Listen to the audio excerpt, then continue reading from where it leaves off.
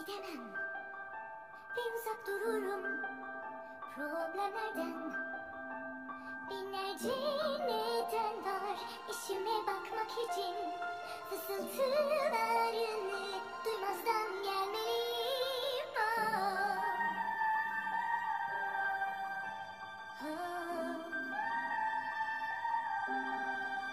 Ses değilsin, bu sadece bir çınlama.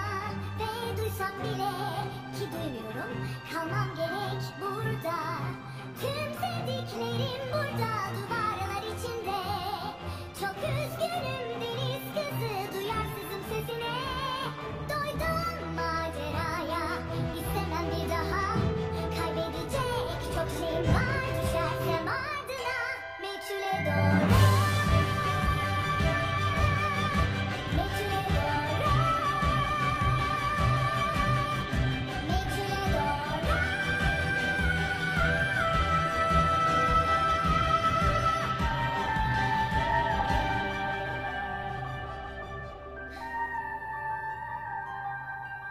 Ne istiyorsun?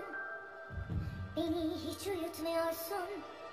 Bir hata yapmam için oyun mu oynuyorsun? Belki de sen de orada birisin benim gibi. Bilir misin nereden geldiğimi? Gücüm her bir gün arttıkça hayatım